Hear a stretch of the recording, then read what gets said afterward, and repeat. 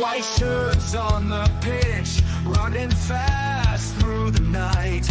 Every heart beating loud under floodlit sky bright. So to London stand strong, in the stands they belong. Voices echo like thunder, to the club they sing along. Up in Spurs we arise, eyes on the prize. Victory in sight with all our might. King's fire in his eyes, glory's what he seeks. With every goal he flies, rising to new peaks. From the lane to far and wide, with the pride of the fight. On this journey we'll ride, with our passion burning bright. Up in Spurs we arise, eyes on the prize. Victory in sight with all our might.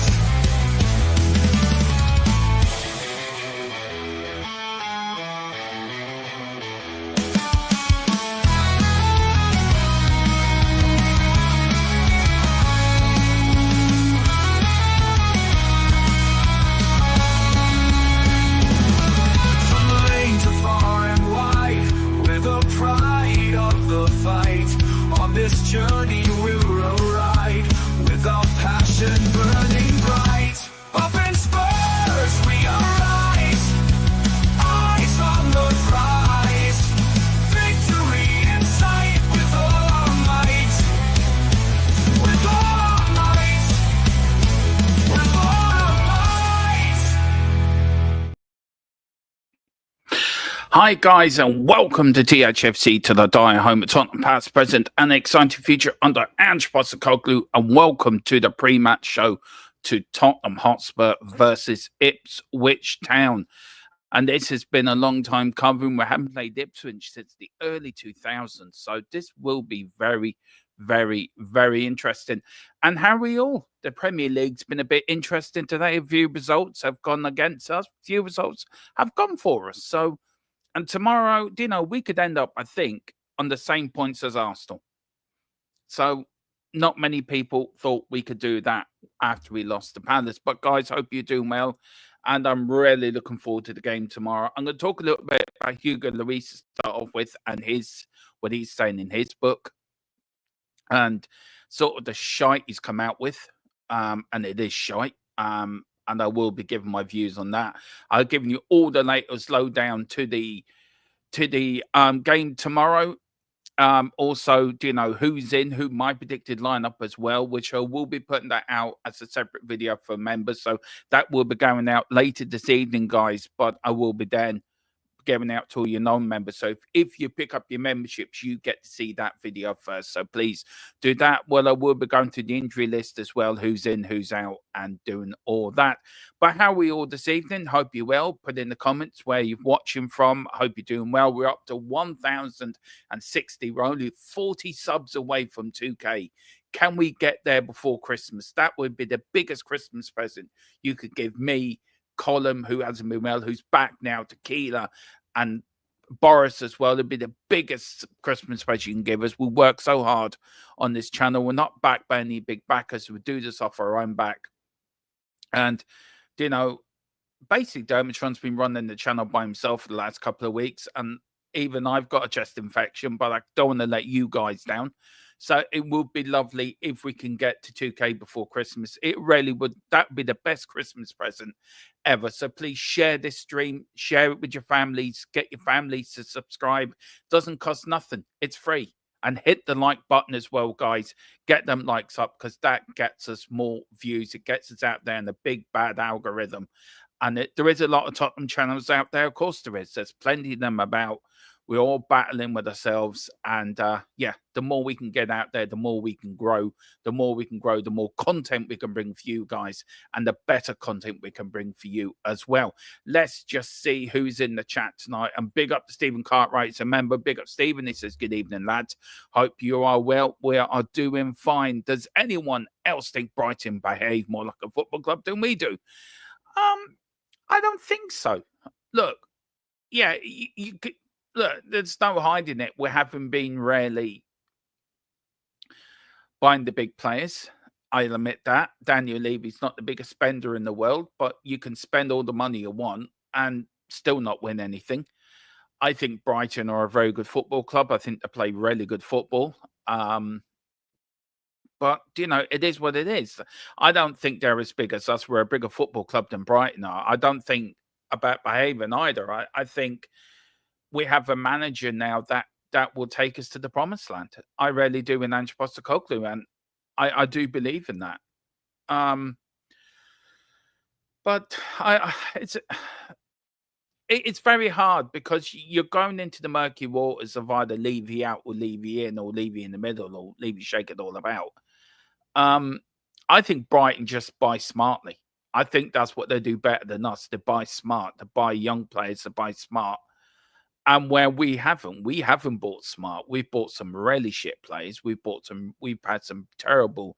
Don Bele was the one for 65 million. He turned out to be an absolute disaster. So you wouldn't get Brighton doing that. But I think we act like a football club. I do. I think we do. I think we just do it in a different way. But, fair play to Brighton being Man City tonight. I think the result went in. Let me get that result up. I think they did win. I know I was watching the West Ham Everton game earlier. Liverpool, of course, guys, are 1-0 up already against Aston Villa. Nunez has scored. So let's see now. Yeah, they did. Brighton beat Man City 2-1. Man City's fourth defeat in a row. Fulham beat Palace today 2-0. Brentford beat Bournemouth 3-2. That's a cracker of the game. Liverpool, of course, are 1-0 up against Aston Villa. And it was 0-0 West Ham. Everton, West Ham should have won that for two brilliant saves by Jordan Pickford. And Wolves beat Southampton 2-0. No surprise there whatsoever. So, look, it's been a good weekend for us. And I think we will end up in the top half of the table. Big up Scott Hyham as well. Big up Scotty. Hope you're doing well. Big up to all Coys. Big up Scott. Hope you're doing well. Simply Ace. So many teams losing points in the Premier League except Liverpool. Yeah, look, I think the wheels are falling off Man City. And if you've seen Pep's press conference yesterday, it was like really one-worded answers. And I think Liverpool are going to win the league this year. I said at the start of the season that Liverpool will win the league. I don't think Man City are. And I think this thing with Man City and the points and what's going on with the Premier League investigations, I think that has an awful lot to do with it. And I think Pep not being non-committal to his future at the club, I think could be detriment to them. But look, see what happens. But yeah, it's been a funny old weekend. Do please pick up your memberships and send in super chat to take the Spurs talk where you want it to go. Also, pick up the best VPN deal around, €43 for 2 years and 4 months free. Link is at the top. It is our sponsor, Private Internet Access, guys. Do please pick that up. It is the best VPN around. It's the cheapest deal around at the moment. And for €43, what more could you wish for? What more could you hope for all your Spurs content? You want to watch Spurs wherever you are in the world. It's the best thing to do. And really, it's the cheapest deal around there. And you get 4 months free on top of that as well. Also, it's unlimited to everyone in the household. So it's only one person has to buy a VPN private internet access subscription, and the whole house can use it. And it's unlimited on all devices as well. So it's not just Dr. One. It's unlimited to every device going. So please do, if you can, please pick up your memberships as well. It does help us grow. And also send in those super chat if you want me to take the show where it wants to go. Big up to Peter as well. Remember, big up Peter Hoyle, 7:33 a.m. in the morning here in Melbourne. Big up to Peter and big up to the legend that himself. Big up Dan Davenport. Big up Dan. It says, hey, Dermatron. Hey, Dan. Hope you're doing well. Well, look, before we get into the Brighton game, right, the Ipswich game, I want to talk a little bit about Hugo Lloris and what he came out with the other day. And I think it's the biggest load of bullshit, and I'm putting it politely out there. Look, I saw Trinidad's reaction to it on TalkSport yesterday, and I agree with what he said. He was captain of that team that got runners up in the league, runners up in the Champions League, semi-finals, 2 League Cup finals. He was captain. Where is he saying to Mr. Levy, look, Daniel, look, Mr. Levy, we don't want to do this now. Leave it to after the game. We're concentrating on the big game here. We're concentrating on the Champions League final. Where is he when he thought that the team had no winning mentality? Where is he going up to the chairman or going up to the manager?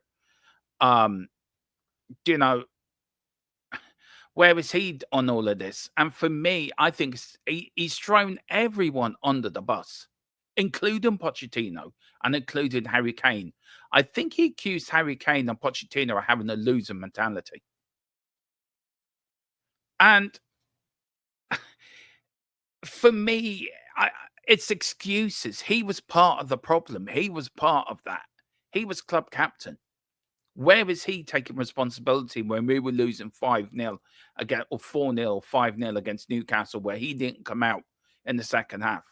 Where is he acting like a captain? Just sat in his ass in the dressing room. Sorry, I don't want to go out for second half. Where was his commitment? Where was his, backbone? Where is he when we needed a captain? When we needed somebody to drill up the players and bollock them if they weren't doing their job correctly? Where is he? He was nowhere. He was quite happy to take a paycheck, and he's waited 4 years to come out with this crap. And to be fair, it is crap because he was part of the problem. He needs to take a hard look in the mirror at himself.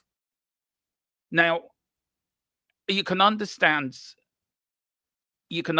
sponsors. It's a Champions League. Sponsors want to give players something for them for getting there. That's fine. That's just part of football. That's just part of what it is. But I swear to God, if that was me as a captain, I would have said, can we leave it to after the game? Let's concentrate on this game. Let's concentrate on the match we've got ahead of ourselves. And he was captain. He should have done that, but he didn't. He stayed silent in the room. He didn't say anything. He just sat there with his mopey-looking mug face on him, quite happy taking all the bloody plaudits and then not doing anything as captain. And let's be fair, he was shit before he left us. He couldn't dive to save anything for Ireland. And then he's got the goal to come out and throw Harry Kane and have that team under the bus, saying, oh, we didn't have a winning mentality. We weren't good enough. I wouldn't buy his book. If I tell you one thing, I would buy, Philip's put it in the chat and I will bring it up, Philip. I wouldn't buy his book. I think he's an embarrassment to Tottenham Hotspur. Big up to Dan. Big up to the Godfather. Goalkeepers make crap. Let me just get it in my throat. Ready? Goalkeepers make crap captains. Too far away. They are. Can you name me any decent? Well, I can think of one. Dino Zoff won the World Cup with Italy. He was captain. I can't think of many other decent captains that were goalkeepers, unless you're going back in the 50s, 40s, and 50s. Was Peter Shilton captain? I think he was captain at some point for England. Ray Clements, did he ever captain Spurs? I don't think he did. I can't think of many. Maybe Philip put it in the chat if you can. I can't think of many really decent captains that were goalkeepers. I can't. Yeah, I think Dino Zoff's the main one that comes to mind because he won the World Cup with Italy. But I can't think. Philip's right. For me, captain is the central defender or a midfielder, not a striker, because they can't see what's going on. And not a goalkeeper. A central defender has more of a view of influence the game than a goalkeeper does. So I agree with that 100%. The action most of the time, yeah, exactly. We've got simply Hugo making excuses why we did not. Yeah, exactly. And that's what they are, excuses. He was part of the team. He was the captain of that team. So he should be taking responsibility instead of throwing other people's under the bus. How about coming out and saying sorry? How about coming out and saying, sorry, we didn't perform. Sorry, I didn't do my job as captain. Sorry, I acted like a complete arsehole. It's taken me 4 years to come out and say this bullshit. And I tell you what, while I am saying it, I'm going to throw most of the team under the bus. And I'm going to call probably our greatest striker of all time has non-winning mentality, and a manager who's actually managing the US as Hugo's playing in the US, that he's got a losing mentality. But let's not worry about what I didn't do anything. Do you know, I wasn't part of it. I was just club captain. I just want to sell my books. I just, you know, I put out about a watch. Fucking embarrassment. Simply as Hugo was an embarrassment towards the end. Yeah, he was that. And the biggest embarrassment. And what gets me, right? And I remember doing this watch along with Philip when we did the Newcastle game when we lost 5-1 or 6-1. Is when he didn't come out for the second half. That showed me everything I needed to know what Hugo Lloris was all about. He should have come out in the second half. He should have come out in the second half and stood with his teammates as captain, led that team out. Right, we've lost the match, but let's see, can we win the second half 1 or 2-0? Let's galvanize the people. I tell you, Sonny's more of a captain than Hugo will ever be. And that's Sonny's. I think Sonny's a great captain. I think Romero has got captain. I think Hugo will make a Cristiano Romero will make a great captain. I think Kulu will make a great captain as well, to be fair. But Hugo Lloris could learn an awful lot from the likes of. Could you imagine Roy Keane doing that? Man United losing 2 or 3 or 4-0, and him captain. Can you imagine Roy Keane sitting in the dressing room? No, I ain't going out, boss. I ain't going out, Gaffer. I ain't going to stay here. Roy Keane be kicking everyone up the arse and saying, right, let's get out and win the second half. Do you know, that's what he'd be doing. That's a captain. You look at great captains. You look at Roy Keane. I hate to say it, but you look at Tony Adams. You look at Graham Roberts, Steve Perriman, Gary Mabbott. You look at probably great Liverpool captains at the time. You look at probably Billy Bremer as well. He was captain. You look at Brian Robson. You look at players like back in the day when I was a kid, even younger, probably when Philip was watching football back in the late 60s. You look at Dave Mackay. You look at Danny Blanchflower. You look at captains like that led by example, that if you were losing, they still come out in the second half and give 100%. Hugo Lloris wouldn't give you, he wouldn't even help you if you're on fire, I don't think.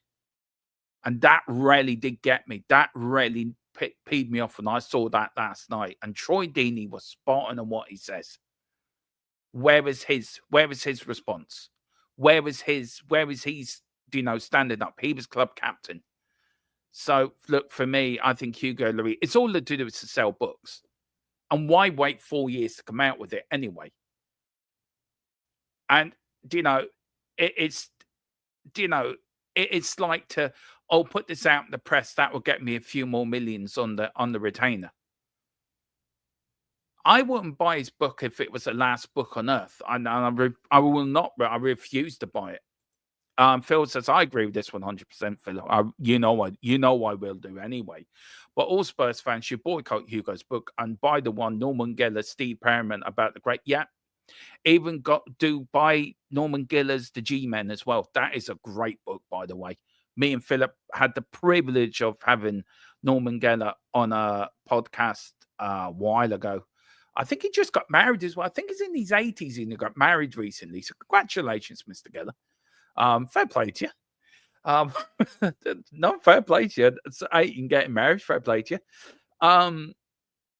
But that's damn books you should read. The G-Men, and then I think there's another book as well. They did in the 70s following Tottenham around Europe. I'm forgetting the name of it as well. Maybe Philip might put it in the chat for me if you can. But yeah, for me, that just don't buy Hugo's book. I won't. Look, and I won't even put bloody David Pleat's book. I buy that before I buy Philip Hugo's book, I tell you that now. Big up Shamu with better win against Ipswich. LOL, all the best captains were all in the Levy era. Get out of here. I never said they were all in the Levy era. We had one turncoat, one French frog. Maybe I should retract that. One French useless goalkeeper. Who else we got? To be fair, I didn't. Paul Robinson wasn't a bad goalkeeper. Do you know what? Back under Levy's era, Paul Robinson wasn't a bad goalkeeper back in the day. Who was the American? Brad Fiedel as well. He played for us for a while. Do you know? I don't know. But Hugo Lloris, your mod. Simply as Hugo tried to do a Cruyff turn. Yeah, I know, against Brighton Kids. I know. I remember that. Oh. Levy eats corn the long way, does he, Shamu? Let me know if he does. Phillips put Calais, Yashimin, Oliver Kahn, Shelton, Schmeichel, Buffon. Oh, yeah, great. Buffon was a good captain. Yeah, he was captain as well, actually. Yeah, for Italy. Peter Schmeichel as well, yeah. Pete Shelton, Oliver Kahn. You look at Gordon Banks as well. Another Pat Jennings. All great. I think, was Pat Jennings captain of Northern Ireland? I think he did once or twice. I was going to say Callis, Yashman, and Khan, but I wasn't sure if they were captains, Philip. Yeah, they were. I don't want to cheat and look online. I didn't want to cheat. You didn't do what you want, man. Loved me some Del Piero when I was growing up. Had 98 home Italian. Yeah, he was some player, Del Piero. He really was. Absolutely. We've got Pete Shilton. He got married on his 90th birthday. Fair play to him. I fair play to him. Do you know? Wish him all the success in the world with it. I think he's in his late 80s, and his bride, Philip, says in there. Fair play to him, though. Absolutely. Fair play to him. I know they were voted, apparently, or whatever. Levy giving himself the ultimate Khaleesi treatment. Look, it is what it is. We've got Packy Bonner as well. Yeah, that's a good shout. Packy Bonner was a great captain, actually. Yeah, he was captain of Ireland. But it just gets to me when he comes out with shite like that, right? And TalkSport just lord it all up anyway, because they'll just twist it round for their own narrative. And you look at after we lost against Galatasaray on Thursday, and I was speaking to Philip early on the phone about it. And it was like he was telling me that his mate told him that all the phone lines lit up Thursday night, that Angel, get Angel out of our club. It was a free fucking hit. We were playing with kids. It was the most difficult away game we were going to play in the Europa League, to be fair. You know, and it was a hostile environment. You got kids on there, and we only lost 3-2, and we were playing shit. We didn't play well, but we still come out with it. We could have got a point out of that. You know, so I don't know what all the overreaction was about, and it was overreaction. You know, we got a chance now to beat Ipswich tomorrow, to back up the Villa game, to back up the Manchester United, the Man City win. So that'd be 3 wins. 3 wins out of 4 games in all competitions before the international break. I know the Palace game was shite, and I know we were awful that day. But, you know, you get these games. You get these games where you just can't get going, and Palace got us on a bad day. And as Ange said, we're going to get these bumps in the road. You know, so, you know, we have to trust the process. We have to trust what Ange is doing. And for me, look, I think we're going to win tomorrow. I think we're going to win well. I've already said in my match day prediction on Dave's channel that I've gone for a 4-0 win. And I think we will bag 4. I think we will. I think we'll go out there tomorrow and we're going to murder it. I mean, I think the players that played on Thursday, I think Ben Davies had a good game. And I don't really rate Ben Davies, but he did have a good game. I thought Rudu Dragusin was as useless as sending a donkey into market, because you know he ain't going to get a lot for a donkey. And as for his agent, I think the agent has blown so much smoke up his ass. He thinks he's prime fucking Maradona, and he ain't. So I think he needs to take a hard look at himself in the mirror. So, you know, you look at it and you think, well, you got to look at it. We had a lot of injuries. We played a few kids. It was sort of a strong lineup, but it was a difficult away game. Not many teams win in Galatasaray. Not many teams come away there with a lot. So you look at it, you put it into perspective, and you think, okay, I can take this one. And we've already won our first 3 European games anyway. So we got 9 points. You're looking at what? Get a win against Rangers and get a couple of points out of your last 2 games, and you're qualified for the next round. You're in the top 8, and that's what it's all about. And we picked up our early points. We knew this was going to be tight. We knew this was going to be not an easy game, and it proved to be not an easy game. We got a lot of injuries, and we're coming out with a 3-2 loss. And I think you got to look at the positives. Will Lancashire, I thought, played brilliant. Was unlucky to get sent off, and that was only because of his inexperience and his and the way that he's young and he needs to learn, and he will learn from it, and he will come back better from it. He will come back good from it. I think, Sonny's just coming back from injury as well, so he's feeling his way into it. You got Brendan Johnson, I thought, is a bit tired. He's played a lot of football. You look at our midfield, I thought Madison wasn't that great, but he did his best. Basuma come on, tried his best. Kulu come on and tried to change the game. And then Solanke comes on and does what Solanke does, gets a goal. And that's what you expect him to do. And that's 2 goals, 3 goals in 2 games for him now. So he's on a bit of confidence now with him up front. And if you look at the back 4, I thought Archie Gray had a really good game on Thursday. I thought he played very well, actually. I thought Ben Davies played well as well.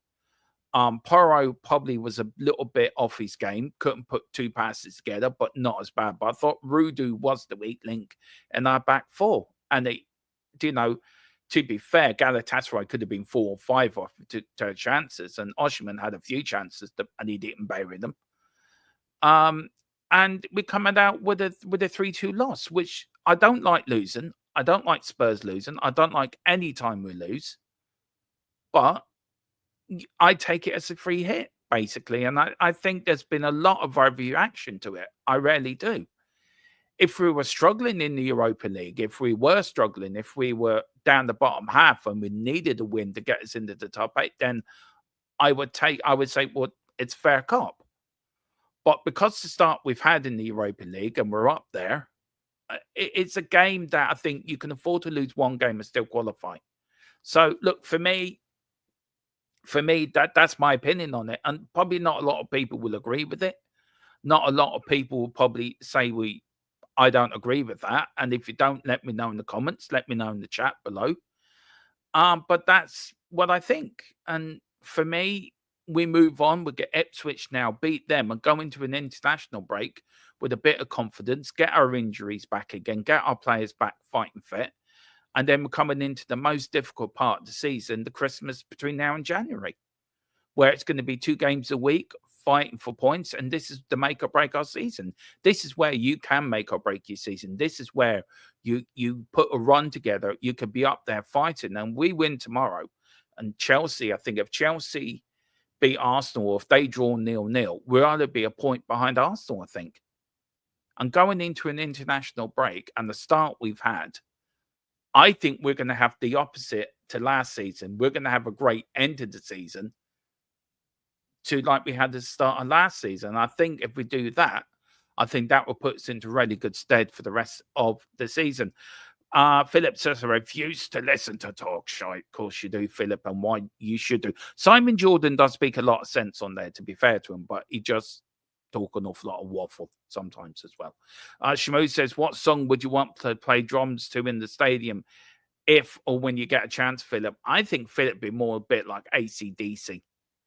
A bit of Highway to Hell, I think. That would be Philip.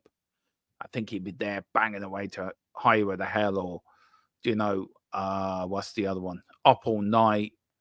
But it might be also a little bit of Fleetwood Mac as well, a little bit the chain. You can go your own way, and then Clearwater Revival as well. Be playing a little bit of that. I think he's also a little Genesis in there as well. I can see Philip doing In the Air Tonight with Phil Collins. You know, Philip could do a few things. So I could see Philip doing a few bands there. We've got Shamu or Song or with a band. Palace got their first win against us. Everton haven't yet. Don't worry about it, Philip. We're going to win tomorrow. We're going to win. We're going to win tomorrow. Don't you worry about it, my son. He was rude doo-doo, and he really was. Gerard says, in fairness to Dragson, there wasn't much in front of him. Look, we could look at that game and really lose our shit over it, and I don't think we should. I think it was one of them games where we just got to take it as a free hit. I know it's a ridiculous thing to say, but I come out of that game. Yeah, I hate losing.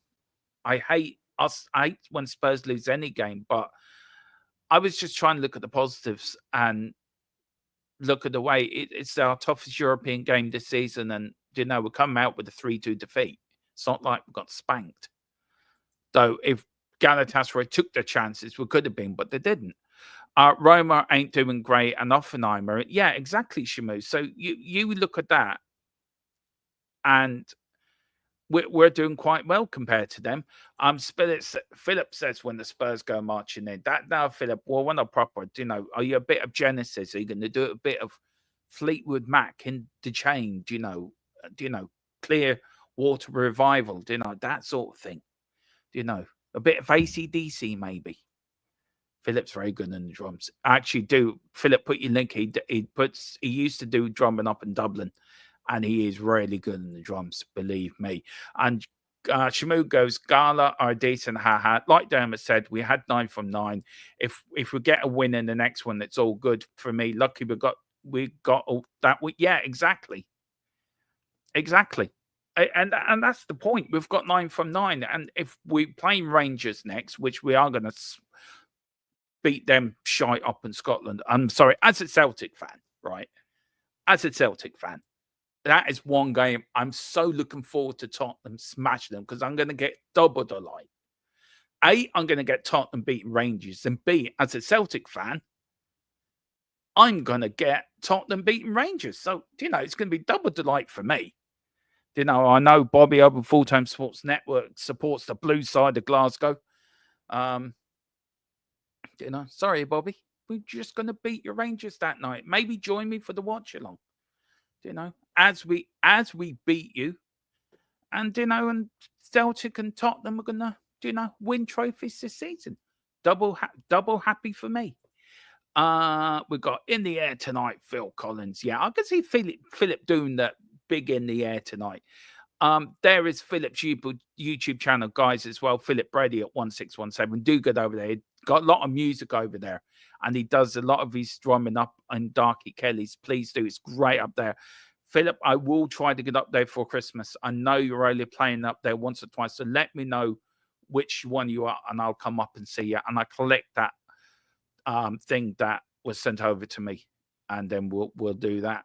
And then Shamu says Rangers are way off the pace too. Yeah, everyone says it's a two-team league in Scotland at the moment. It ain't up there. I tell you now, and I will. Let's see. I'm just gonna get the league up there for you, league table, and look, it ain't. And look, Aberdeen are top of the league at the moment with 31 points. They're a couple of points ahead of Celtic. All right, Celtic and Rangers have played the game less. Rangers are third with 19. Dundee United are on 19. Motherwell are on 19. So anyone says that the Scottish League isn't competitive, well, eat your words now. And look, Aberdeen, 10 wins out of 11 matches. Only 1 draw, no defeats. Celtic, the same, 9 wins out of 10 matches, 1 draw. They played 1 game less. But again, no defeats. Rangers have already had 3 defeats already this season. Are in third. So for me, the title race is between Aberdeen and Celtic, and Aberdeen haven't won the league up there. No team, I don't think, has won the league in Scotland since Alex Ferguson won the league with Aberdeen back in the early 80s. So could Aberdeen spring a surprise up there? It is a very competitive league up there this year. Rarely is. It really is competitive up there, and I'm enjoying it. I'm enjoying it. Big up, Philip.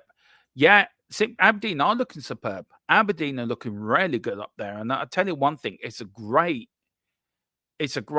I think, great for Scottish football, and it's great for people that says that Scottish football is a bit too teamish. Well, it ain't, because there's another team now up there in the league. Big up to Shamu. Um, Another win, yeah, another win from today. And exactly, history shows only Aberdeen have broken the Rangers Celtic stronghold. Yeah. So who says they can't go on and win it this year?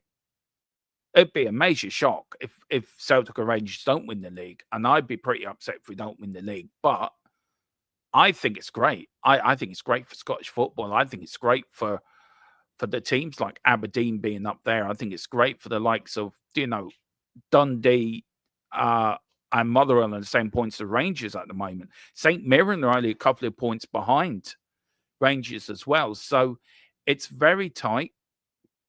And, after, Dundee, okay, have played 2 games more than Rangers and a game more than Aberdeen. But to have Aberdeen up there, I think it's absolutely fantastic.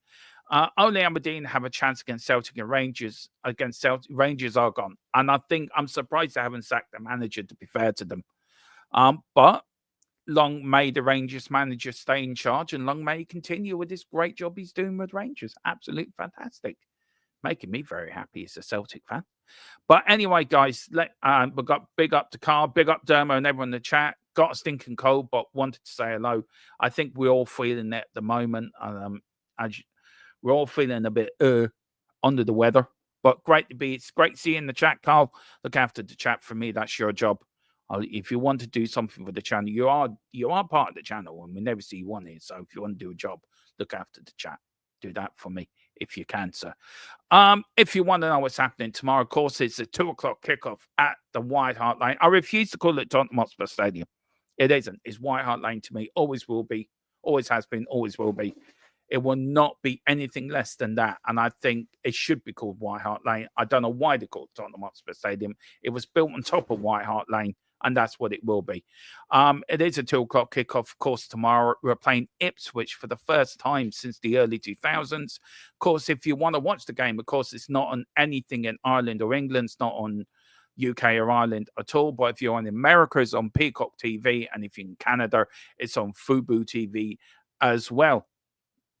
This is how many games we played. Ipswich in the Premier League. We've had 10 wins. We played them 10 times, 3 draws. Spurs have won 3 times, 2 at home, 1 away. Ipswich have won 4, 2 at home and 2 away. The form guide is really not been, well, it's been all right for Spurs. 3 wins out of the last 5, 2 defeats, of course, against Palace and Brighton. The 3 wins were against Man United, West Ham and Aston Villa last time out. So really, we're not been in bad form. The Brighton game, we just totally went non-existent in the second half, and then the Palace game, we just didn't turn up at all. Ipswich Town haven't had a win all season. A draw in the last game against Leicester, 3 defeats on the bounce with West Ham, Everton and Brentford, and a draw against Aston Villa. So they really are struggling as well. Season so far, we're in 8th position and Ipswich are in 19th. We've had 5 wins so far. Ipswich haven't won a game at all in the Premier League. 1 draw and 1 draw to us, 5 draws for Ipswich Town. 4 defeats. Sorry about the noise in the background. 4 defeats for us, 5 for Ipswich Town. 2. I'll be back in a minute. Sorry.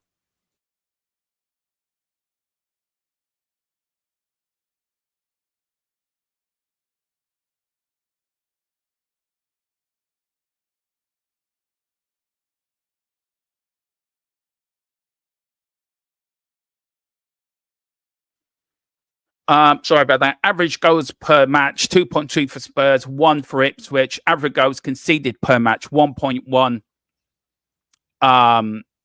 Average goals conceded per match, 1.1 for Spurs, 2.1 for Ipswich. 2 clean sheets for Spurs, 1 for Ipswich Town all season. Our best win of the season, of course, was 4-0 versus Everton early in the season. Our worst defeat was 3-2 versus Brighton.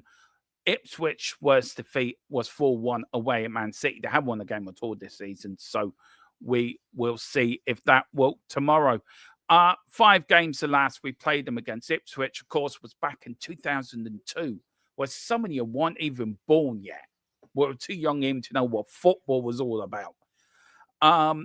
We lost 2-1 at Portman Road, 2-1 to Ipswich. They actually beat us back at White Hart Lane 2-1 as well.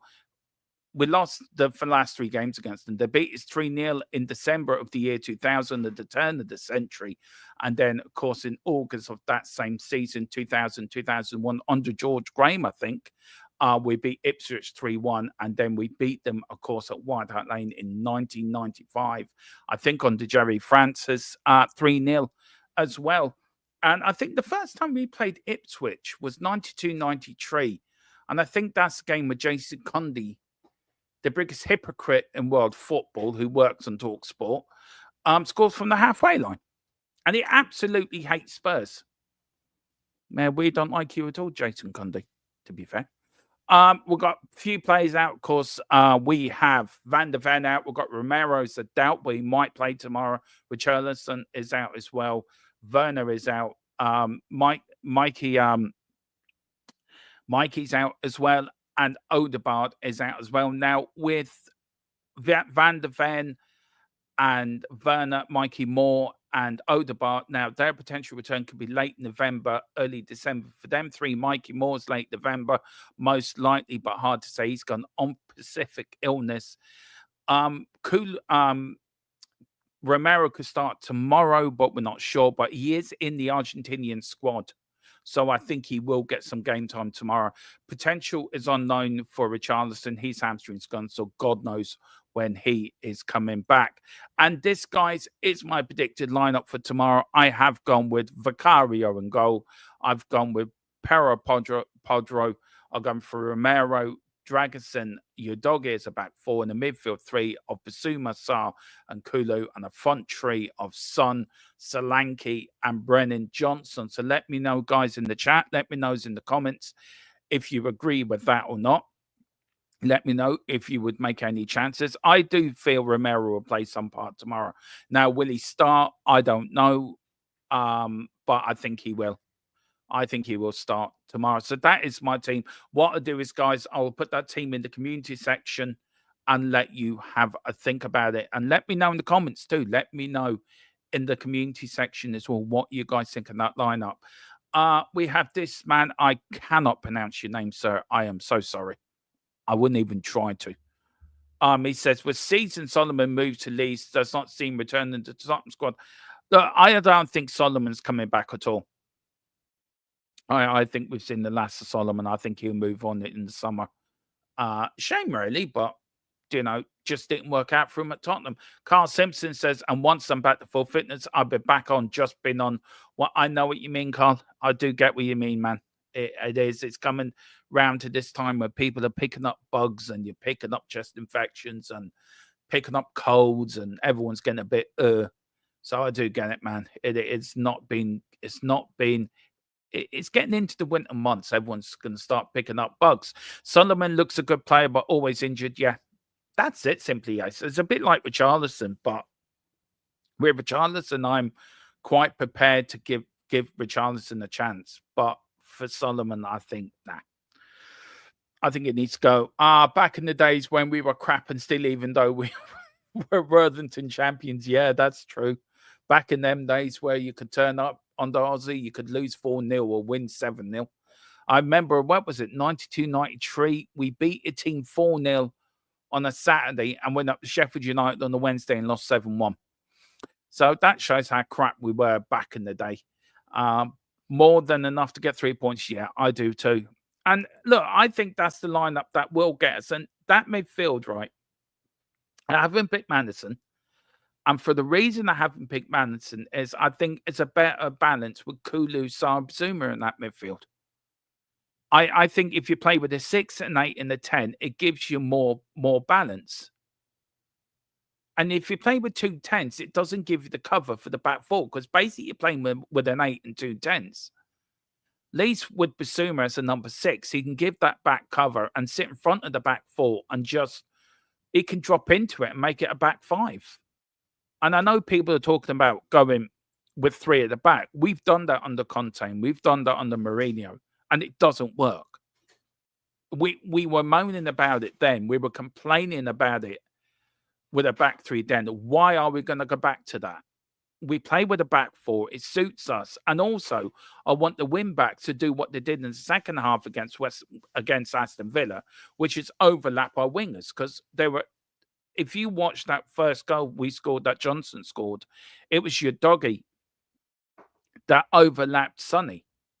And that took away Matty Cash from Mark and Sonny. And that gave up the gap for Sonny to get his crossing for Brennan Johnson, scored the equaliser.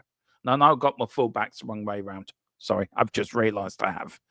So, but look, I think they need to do that. They need to overlap Johnson. They need to overlap Sonny to, if they are being doubled up on, just to take that other defender away, to give the wingers enough space to get across him for Solanke or Johnson, who's coming in, or even Sonny coming in from the left side to get a goal. And I just feel we have to go with the 6, 8, and the 10 in midfield. It does not work with 2 10s.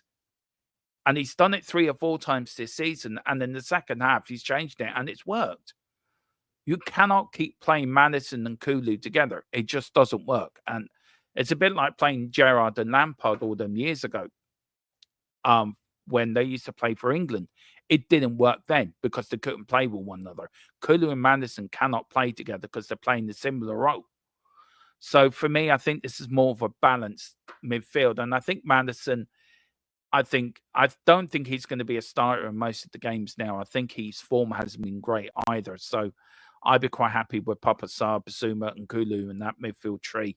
I think gives us more balance and it gives us more of a defensive stability as well.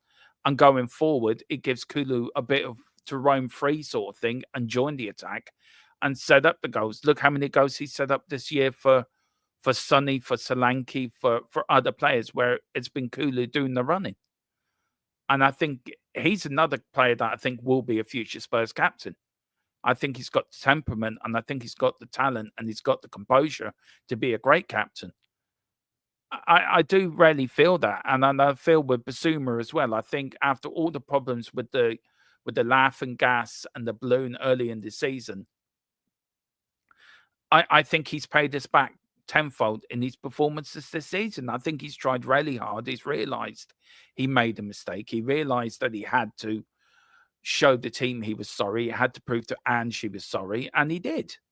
And the performances he's been putting in recently, I think, fair play to him. He's knuckled down and he's got back to where we know what he can do. And Papa Sarr, for me, is like a gazelle.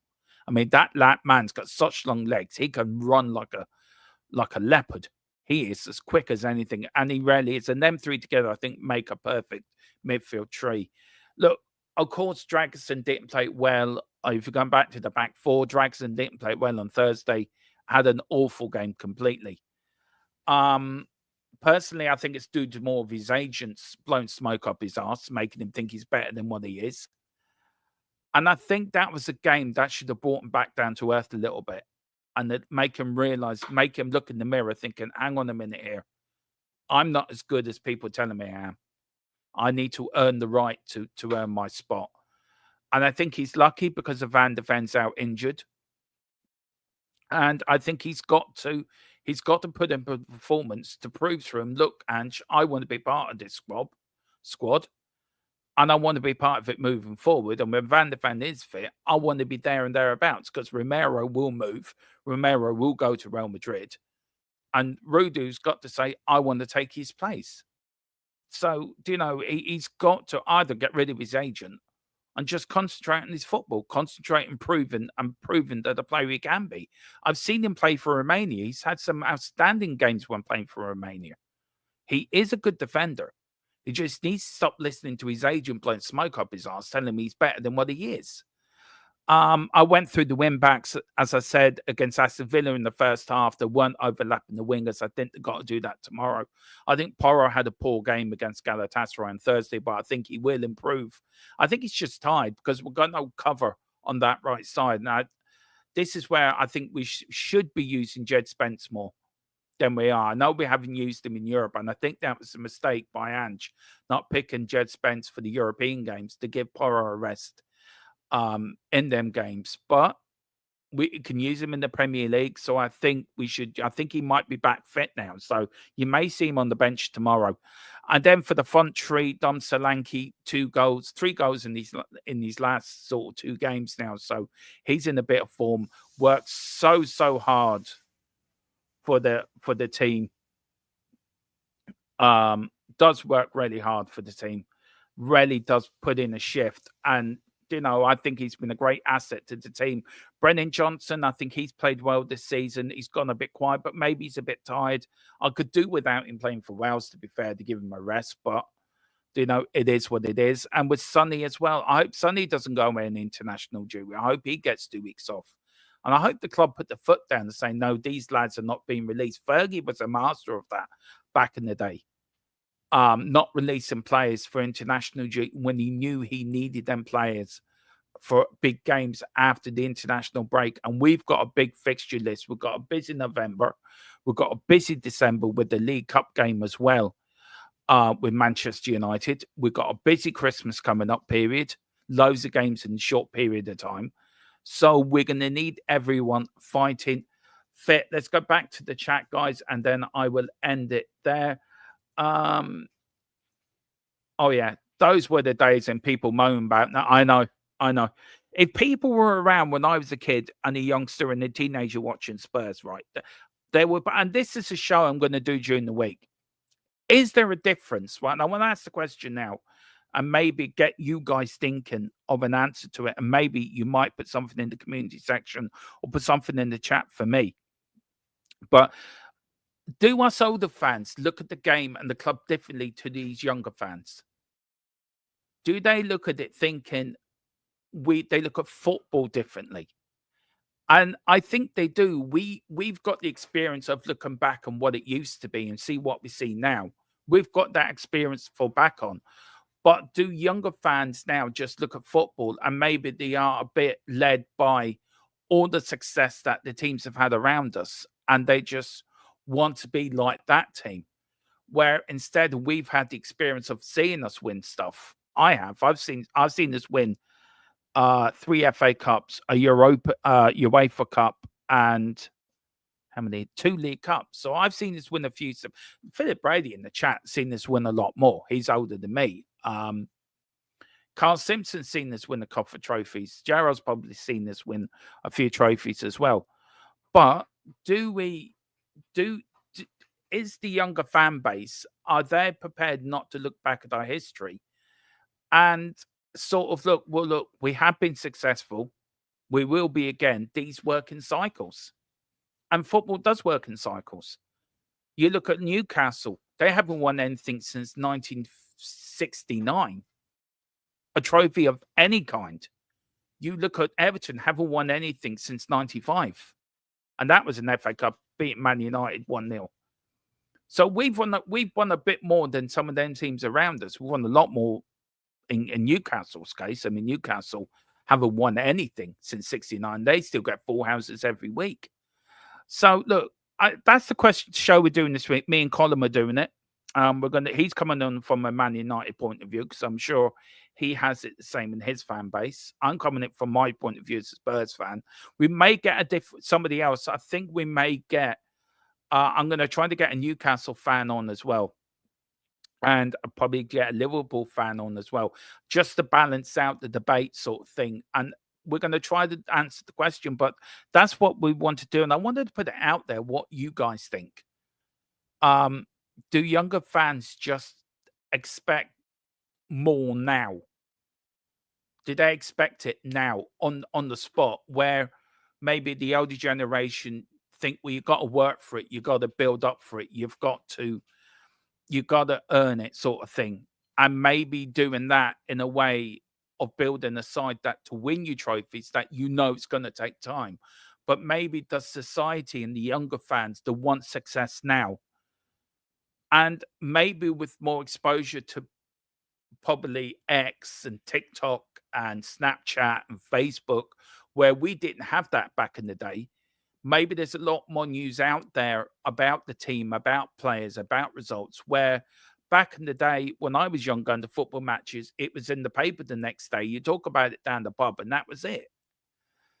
I just imagine what the fan base would have been like when we got relegated in 77. And Philip sort of, I don't think I'm quite Philip right here, was, or maybe somebody was in the chat supporting Tottenham back then. I know we've got a few older fans in the chat that supported Tottenham for a long time. And their sort of attitude was, right, we ain't happy, we're not going down, but we're going to be determined, we're going to come up next season. So in lots of ways, is football changed, or was it the fan base that changed? And what got into my head is Glenn Hoddle's sort of, he did a podcast with the overlap, and it was the question he asked at the end, why Tottenham hasn't been successful. And he was the one that put the difference on the fan base. And that's why I really wanted to ask you guys what you thought. So we're going to do that during the week. So that's a podcast we are going to do. Carl says, I cannot wait to play Ipswich highlight tomorrow. We'll be all over them. Of course we will. Sonny, Dom Solanke and Brennan Johnson is going to get Hatfield. And I will try to get on that reaction tomorrow, Carl. I will promise, okay? I'm doing my best. Doing my best to get on that. I got on it once. I will get it on again. Carl says, I say go full Barca, sod the defense, just so. Yeah. Honestly, you're going back to the Aussie years. Gerard, the way we play, more players will get hamstrings. Well, it's the way of football. It's the way of football. And it is the way it is. Carl says, can't drop Rudu to give him the game to turn it back. Yeah, that's it. We can't drop him. So he's got a game now to prove his point. Real Madrid won Salaba and Gabriel over Romero, apparently. Fine, they can have him. We keep our Argentinian bulldog. And then Andrew will never do that. He is a pro international footballer, I'm afraid. I know, Carl. I know, but look, we can all but dream. Manders to episode next summer. Do you know what, Gerard? I could not agree with you more. You, me, don't agree on an awful lot, to be fair. But this one, I actually do agree with. I think he will be sold because I think Kulu is a far better. And we've got Bergville as well coming in, and I think he will sit in that cam role. But I think Kulu's the future there.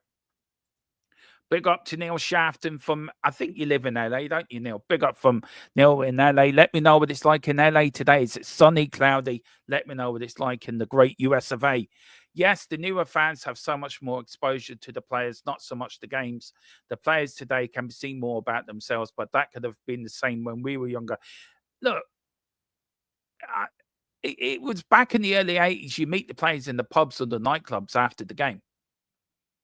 But I feel fans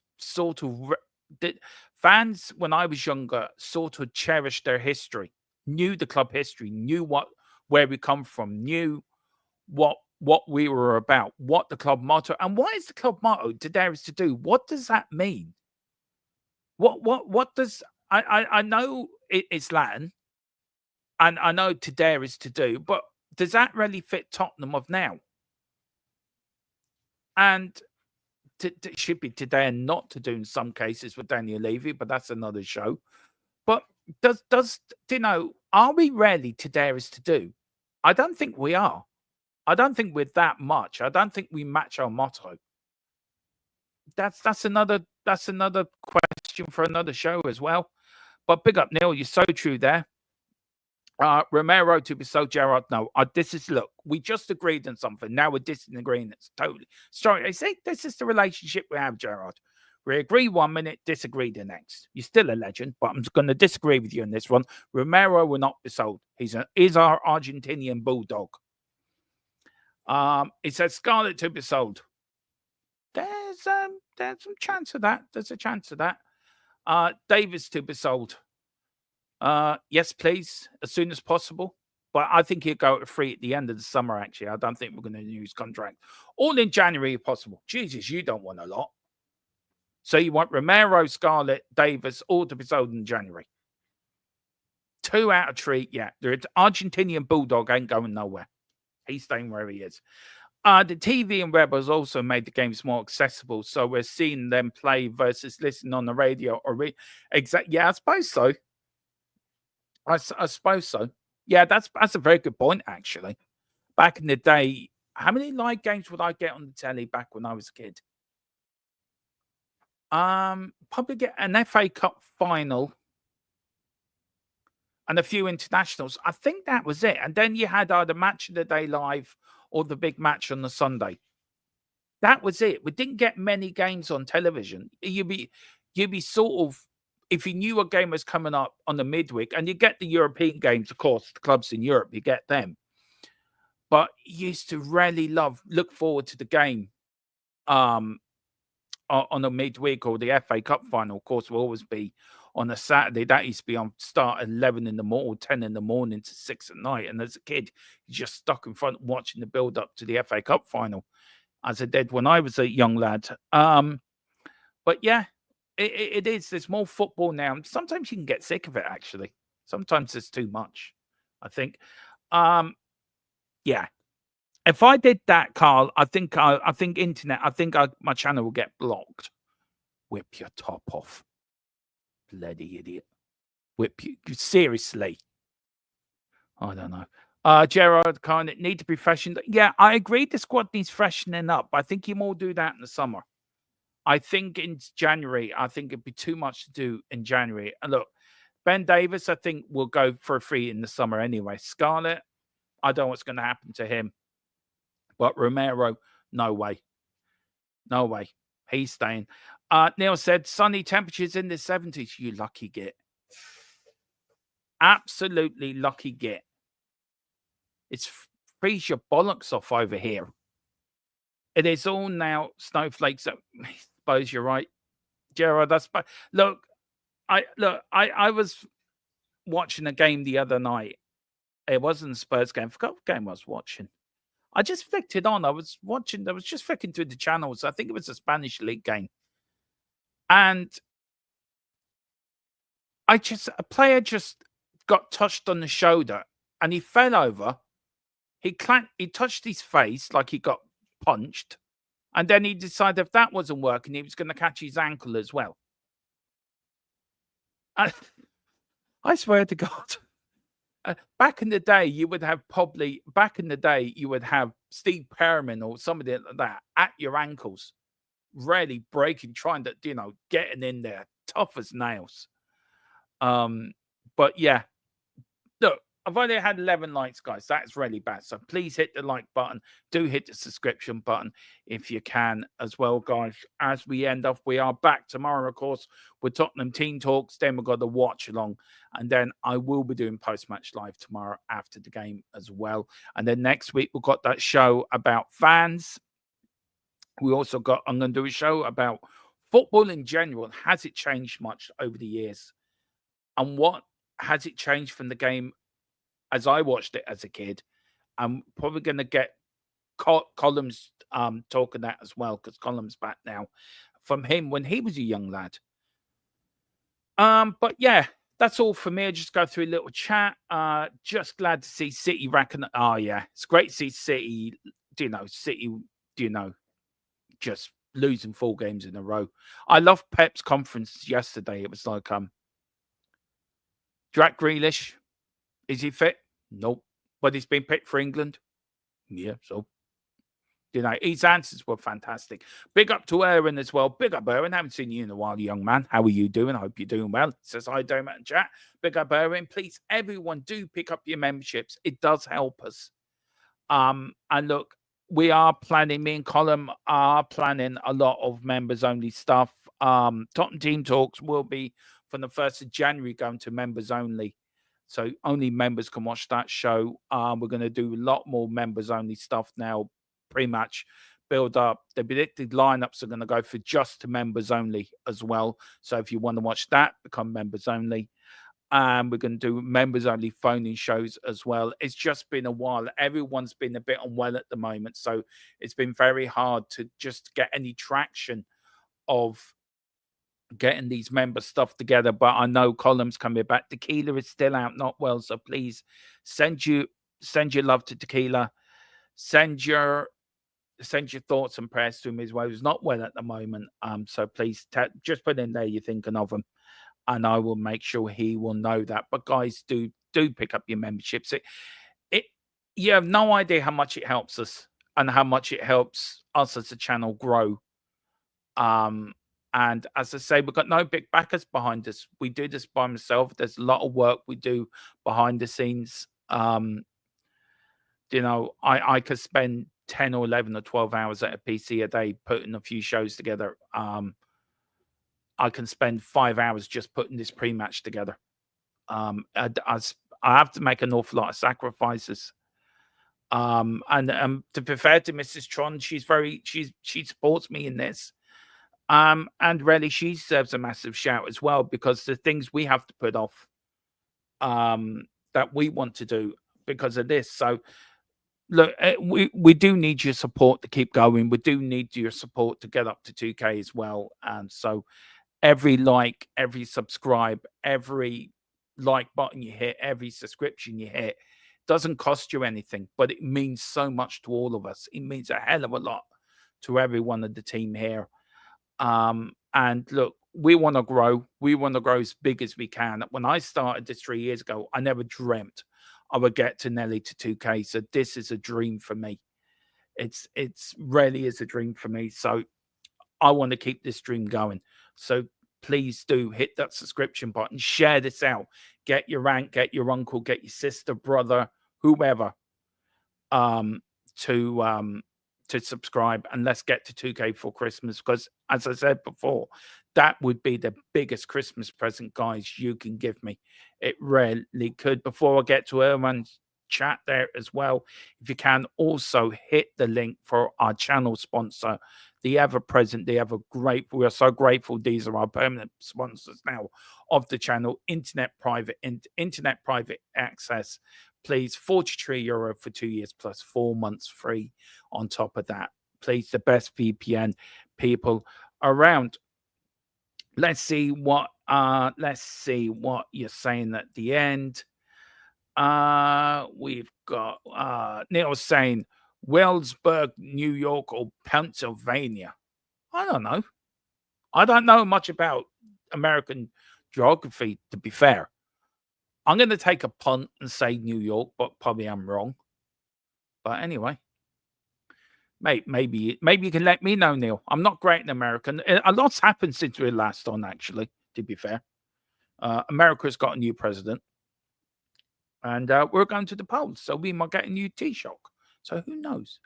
Owen, I think we need another striker. Richie's fact. Yeah, Richie's cursed. He must have walked over some glass somewhere. Yeah, he is cursed. Maybe a 10. Maybe, yeah. Richie's another sick note. Oh, God. Antonin, that was his nickname, wasn't it? Sick note back in the day. Owen, you've got great memories, sir. Great memories. Neil Shafton said Richie was a bad signing because he played for Everton back then. I was not impressed. And for what they paid his agent was laughing all the way to the back. Look, I always said it. I'll say it once and I'll say it again. Richie at Everton was a big fish in a small pond. Richie at Tottenham is a small fish in a big pond. And I think Tottenham's just too big for him. I do, and I think he needs a club like Burnley or Southampton or an Everton or something like that where he can be the vocal point, where they can build a team around him. Look, for me, I love Richie. I love his shithousery. I love the way he plays football as well. So for me, look, I think he needs to move on. But I was sad to see him go. But I think he's a better player in a smaller team than he is for a big six team. And then Gerard says, back in the day, RT had live games before the Prem came in. Yeah, they did. They did. And still do. Still do. We get it Premier Sports over here. We get 3 o'clock kickoffs over here every Saturday. I watched the West Ham Everton game this afternoon, 3 o'clock. We're very lucky in Ireland to get the 3 o'clock kickoffs. We really are very lucky. So, you know, and yeah, as well for good news. Yeah, congrats to Shells as well. Brilliant, absolutely over the moon for them. And you know, long may I think Damien Duff has shown what it means. I think he's done more than Robbie Keane. Robbie Keane went to manage, I think it was Israel, and instead of managing the team in Ireland and proving his point over here, I think Damien Duff has done himself no harm at all. I do think he's a future Ireland manager. I really do feel that he's a future Ireland manager, and what he's done at Shelburne has been absolutely remarkable. And fair play to him. Congratulations to them. Richly deserved. They played absolutely brilliant this year, and I think that they're worthy winners. So well done to them, sir. And I think look just very quickly, Irish soccer as well as another great year for Irish soccer, but it's just we need to get our national team in order. But the FAI need to do more. We cannot stand still. There needs to be more investment in the game here. There needs to be more investment in youth side of the game, more investment with the clubs, more investments for clubs as well to grow, more investments into stadiums, more investments that we have better facilities going from the youth up to the senior sides, and it needs to be done properly. Now, does that mean our football organization, the FAA, have to be stripped down and started again? I think it does. I think the whole organization is dented.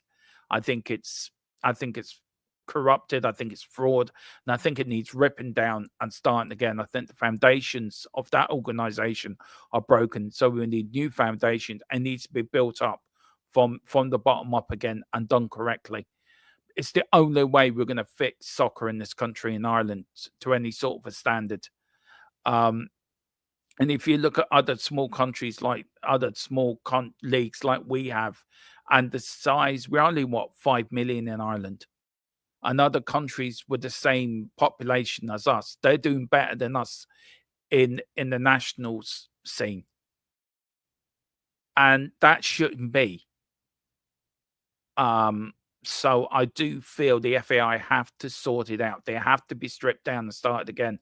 Look, I may do a show on that actually on the European Football Network next week in the international break about the state of Irish soccer and where I think it's grown over the last few years, but I don't think the governing body of our football soccer over here has taken the grasp of it and done any good. Maybe Gerard, you might want to join me for that, because it's shocking. Because I remember as a kid watching Ireland play and watching us going to World Cups and European Championships, thinking this is the best thing in the world.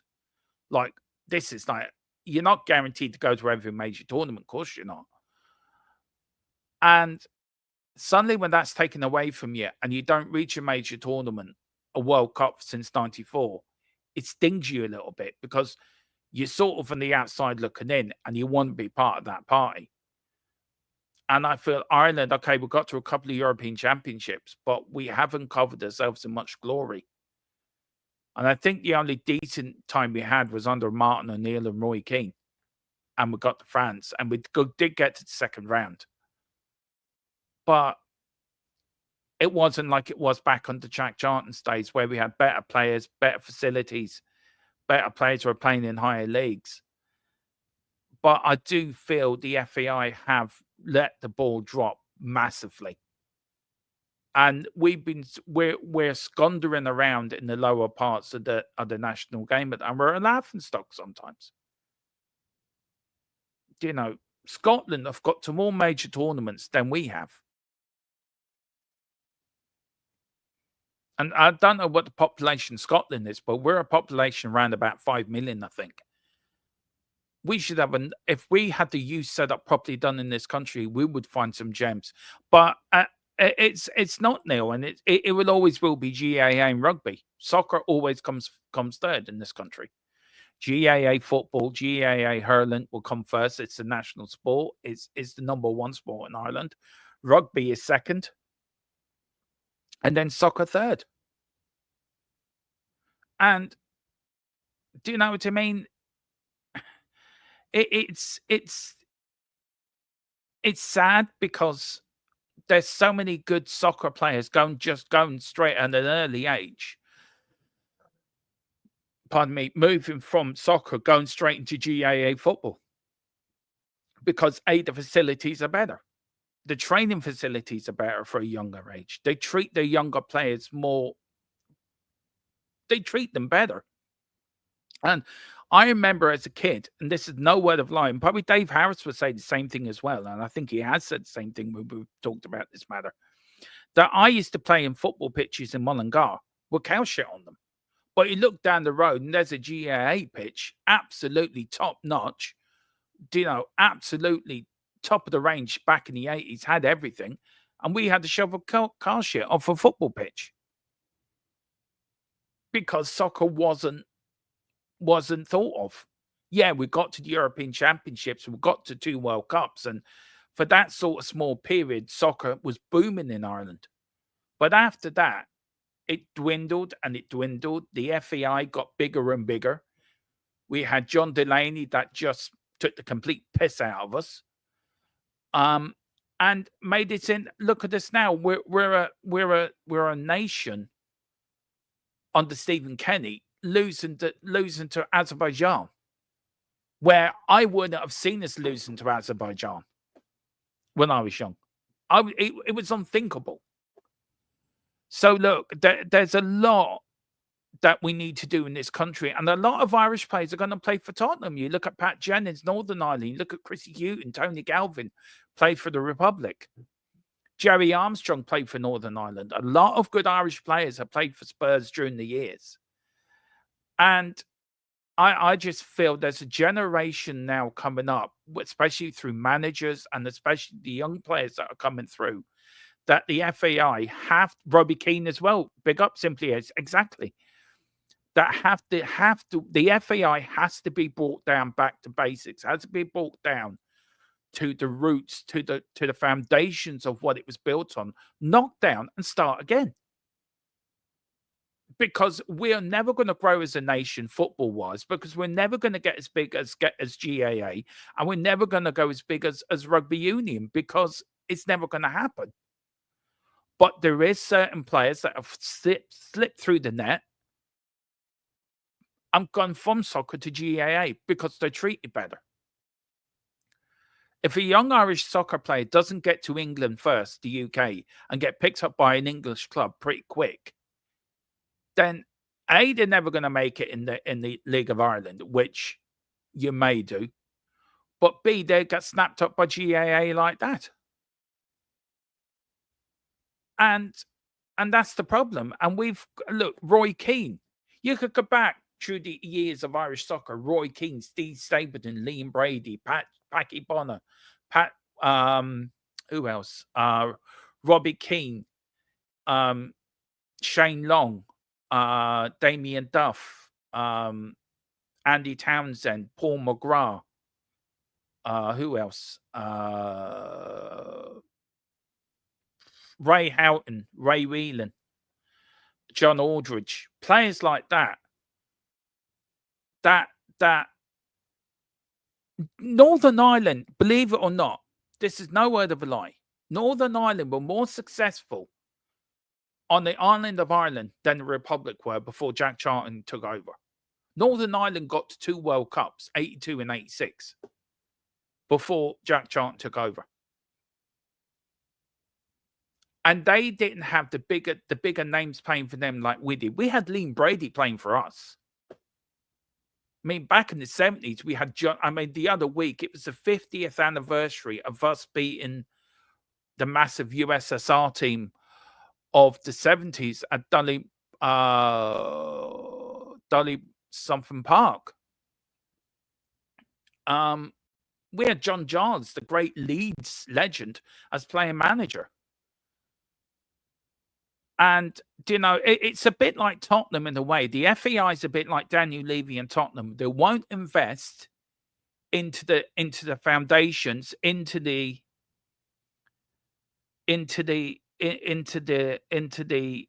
club to push the club on to the next level. And the FAI have never pushed Irish soccer onto the next level. It's always, that will do. That's enough. That will do. We've got to a World Cup. That will do. Instead of saying, oh, hang on a minute, we've qualified for 2 World Cups. Let's really put money into the youth team and the youth investment over here. Like Daniel Levy, right, we've got runners up in the league. We've got to a Champions League final. Let's put money into this team. Let's go and win this damn competition. Now, I'm not saying Ireland never going to win a World Cup. It's never going to happen. But I want to get to a major tournament. I want that feeling of seeing my national team at a World Cup or European Championships and absolutely sitting there proud as punch because my national team are playing at the biggest tournaments in the world. And it's the same with Tottenham. I want Daniel Levy to back Ange to get us to an FA Cup final or a Europa League final or try to go for the league. Why not go for broke? And that's sort of the question with today is to do. Do Tottenham play to their motto? And they don't play to their motto. So we're doing the show about that during the week as well. And it's something that I think will be interesting to you guys. Let's go through these chats here. And we will end it off there. I've gone a bit longer than I thought I would. At Owen, Richie wins the Darren Signal. Anthony, yeah, he does actually barely. He does simply, has to be fair to him. It's Carl Sitson, Gaelic football, and Matt, yeah, number 1, then rugby. Though we were shit last night when we lost to New Zealand, so there. And I still can't tell you how many a conversion point is, as much as you like to ask me. SPL has TV contacts, yet they do. Robbie Keane, that's right. Another great Irish Spurs player of the past. Neil Shafton, if it was pushed and invested in, and then you would see some improvements. But for a country like Ireland to not export a good number of players really is mind blowing to me here. California exports none. I know how many players we've exported to the UK has been mind boggling. But still, we can't put 11 players together to get us to qualify for a major tournament because the FAI have been the biggest bunch of crooks since Al Capone. I swear to God, the FAA make look like the Italian mafia look like angels. They rarely do. Simply Ace Georgie Best. I think Georgie Best, right, is the greatest Irish player on the island of Ireland ever to come out of this country. Now, I put Pat Jennings at the top of that list as well as the greatest goalkeeper. Look, he's near Packy Bonner, but for me, it's a bit hard for me because I'm a massive Celtic fan as well. Packy Bonner is probably one of my sporting heroes as a kid growing up, but Pat Jennings was also a hero of mine. But for me, Georgie Best was the greatest player ever to come off the island of Ireland. And I don't think even Philip Brady probably wouldn't disagree with me with that. He might do. He probably will do. But I don't think he will. I must ask him that question next time I speak to him, actually. We do have a lot of Mexicans. Don't start about Mexicans again. I've heard enough about Mexicans, Neil. All I've heard is Mexicans for the last 4 weeks, last 2 years with Donald Trump. Please. I'm getting PTSD with Mexicans. Stop. Mexicans are coming over the border. Please stop with Mexicans. No offense to any Mexicans watching. Americans who grow up. Oh, okay. Thank God for that. You're talking about sport. Good. You give me a heart attack there, Neil. Who grew up playing soccer, but when the kids get to high school age, it's funded like football, baseball. But yeah, it is a shame. It is a massive shame because it's a look. I will do this during the week because I think it's turned into a really good conversation and it's made the show go longer than I thought it would. But yeah, it is a shame, and this is where I think associations have to do better. If they know their sport's not going to be the top sport of that country, well, they have to go out there and work and make it the best sport. Nobody's going to beat GAA in this country. You might as well go out in the middle of the field and piss against the wind because that ain't going to happen. And really, rugby's for the posh people of parts of Dublin. They're the rugby. They're the rugby.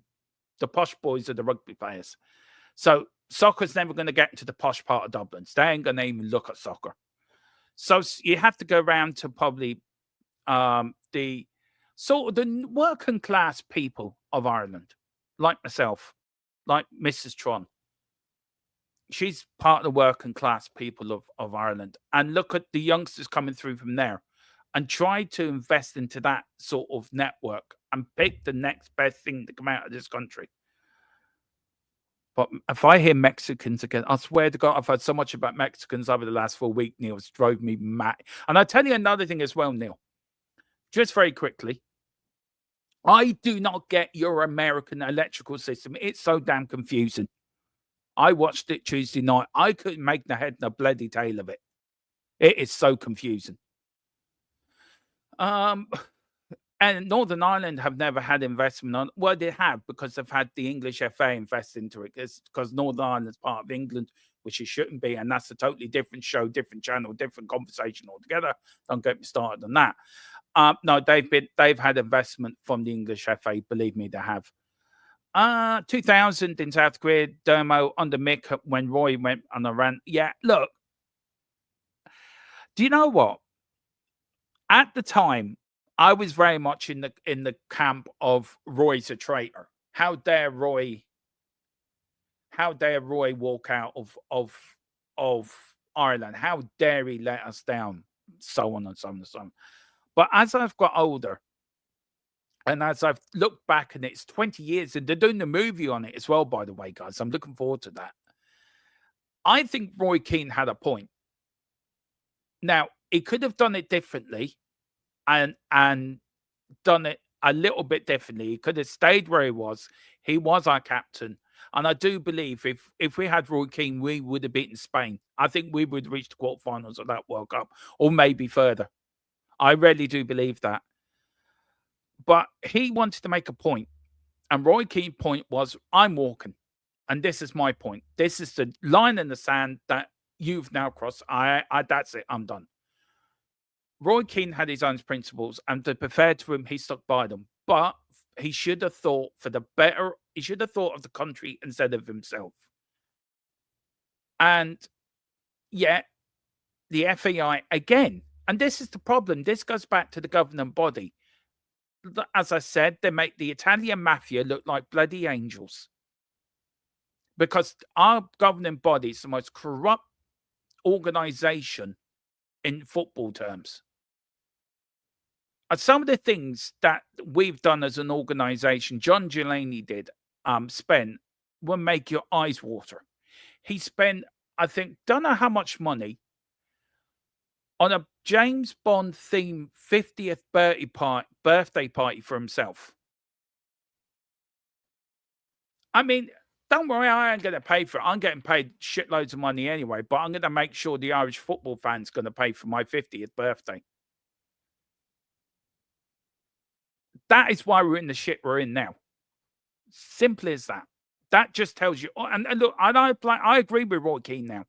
I'm in the camp of Roy Keane did the right thing. But back when I was a young kid, young lad, teenager, late teenager, very much in how dare he's traitor. He's like Dev. He stabbed Mick in the back. Anyone Irish will get that reference, know what I'm talking about. But I think he had a point, but I think he could have done it differently. But Roy Keane's Roy Keane. Not going to tell him what to do. Greece did win 2004. Yeah. Ireland have more chance of winning an international trophy than me getting sexiest man of the year award. That's how much chance Ireland have winning the trophy. Thank you very much, Mrs. Tron. Very kind of you. But I still won't win. But thank you very much for that. I got one voter anyway. Sounds like I come out with them. I don't know why. I don't know where I get them from. They just come into my head and they'll say them. Yeah, Dermatron is a lunatic. No, he's not. Anyway, sounds like in it we made it to the final. The goal was not to win, just to take part, which is just look. I got the Hugo thing, though. I said at the start, I had my rant about it. I think Hugo's the biggest fucking hypocrite going. He was club captain. He should have turned around and said, right, I'm not accepting this. We're going to win this damn competition. Mr. Levy, leave that to after the final. And this is a man, right? This is a captain that didn't come out for a second half of a game. We're losing 5-0. And he's answered to that as club captain, I'm going to sit in the dressing room and sit on my hands and twiddle my thumbs and sit there and pretend that I'm really angry. If that was you or me or anyone else, I mean, as I said before, I've got a dodgy heart, and my back's fucked. I'm overweight. Probably wouldn't last 10 minutes on a football pitch, but damn right, damn 10 minutes, I'll give you 120%, even 5-0 down. But I get your point, Neil. I do get your point. Jared said 2002. Sorry, Damo. Yeah, it was 2002. Yeah, I know. Our last World Cup was for me. That's 22 years. Yeah, 22 years ago was our last World Cup. That for me, oh god, 22 years. That is shocking. Stephen Kelly. Yeah, I know. Robbie King got the penalty against Spain. Who did we have in goal? Oh, what was his name? He was the Newcastle goalkeeper for a while. I forget his name. He does a lot of stuff for RTE. Love him as a pundit. Loved him as a player too. Kids play soccer AYSO here. It's very popular, but in order to get really serious, we need much better. Yeah, you do. You're going to be a force in the World Cup in a couple of years' time. I'll tell you that. Daily Mount Park, Dermo. That was it. That's where we beat. That's where we beat Russia 50 years ago. There was an anniversary a couple of years ago. We beat the mighty Russia, USSR. Can he meet bloody Azerbaijan? Oh, thank God Stephen Kenny's gone. He's gone now to where he's managing now. He's doing great jobs. Can you not have done that for the Irish team? Now we're stuck with a man with cold as ice. Anyway, Dermot, I'm an independent. Fair play to you, so am I. I'm not a Republican, not a Democrat, because neither party do enough. Our system needs a rethink. But that I agree. I agree. Your electrical system's really confusing. I was watching it, right, and I was thinking, how the hell did they come to this conclusion? It really is confusing. It is. You to work out how they come to win a state, you would have to have about, I think, a degree in physics. No disrespect, but it's just really confusing. I mean, ours over here is quite simple. It's just you get through, and whoever doesn't get through, your vote gets transferred to the next person until you get all your people in. Who hasn't got in, don't get in. Simple. Levy could have had the engraving changed if they just cared. Hang on, sorry. Let me get my teeth in. Levy could. Look, I know I'm dyslexic, but sorry, I am going to get this right. Levy has had the engraving changed if they were just cared back of the watch. I know. Hugo Lloris just did it so, and then he's thrown Harry Kane and half that team and the manager under the bus saying they didn't care. Hypocrite. Who was the only Packy to play in the World Cup? Packy Bonner, of course. And Shay Given. Yeah, big up Mary W. Hope you're doing well. That's a lovely looking dog. Is that a Jack Russell or St. Giles, Mary? Let me know. That's a lovely looking dog. Yeah, Shay Given. That was his name. Couldn't think of him. Great goalkeeper. We've got Packy Bonner, of course, the man that saved the penalty against Romania in the 1990 World Cup, sent every Irish fan to the pub drinking. No, mind you, that was Ray Houghton when he scored 1-0 against England in 88. Remember that clearly because my dad didn't go to work for 2 days. It's not often we beat England back then, to be fair. Gary Doherty, of course, the Ginger Pele. Yeah, couldn't forget him. He was great. Andy Reid. God, yeah, remember him. He was a good player as well. Case back. Yeah, maybe. Jack Russell. Big up, man. A lovely looking dog. Lovely little Jack. I love Jack Russells. Big up, Mary. Great to see you in. Please, hope you're doing well.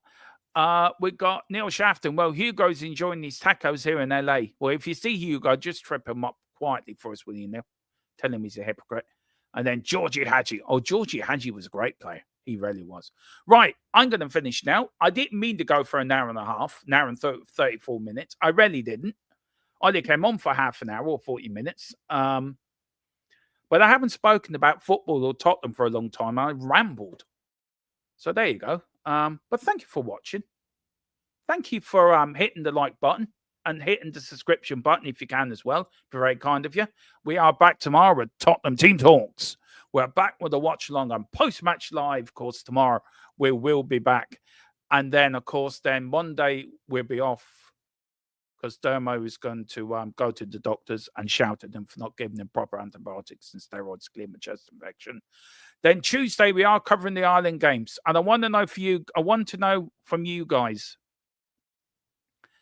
do I show the Ireland game live on here? Because I know we've got the other channel. But do you want to see the Ireland-England game live on THFC to the day? Let me know if you do. Big up to Gerard. Simply Ace. Love the show. Thank you so much. It's really kindly. Simply Gerard. Great show, Dermot. Gerard, you are an absolute legend, sir. You really are. I know we don't agree, but we've agreed tonight, which is a first for us. We don't normally agree, but we agreed tonight. So we've got to work in a relationship of agreeing on something. So let's build that wall and let's move forward on that momentous agreement that we've agreed on something. Big up, Neil. You are a legend. Neil, building up the public speaking skills for you when you run for Prime Minister. Yeah, I am going to run for TIC-TOC. Mrs. Twon's going to run for president because she's from the posh side of Dublin. They don't let non-posh Dublin people. I mean, I'm just from Mullingar, so they won't let anyone from me run for president. But Mrs. Twon, who is from the posh side of the capital, will be running for it because she is posh, though she doesn't like to be reminded of it. You're posh, you know that. She's too busy not listening to me watching a program on her laptop. That's what she's doing. Anyway. Mary W says, good night, Dermot. 3 points. We've got third. Come on, you Spurs. Of course, we're going to go third.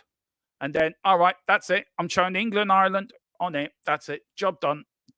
See, that's democracy. That is democracy. I asked, you voted, you get. And on that bombshell, see you tomorrow. Good night. God bless. Look after each other. Come on, you Spurs. And Big Andrew we trust. We never stop. 3 points for Spurs tomorrow. Woohoo!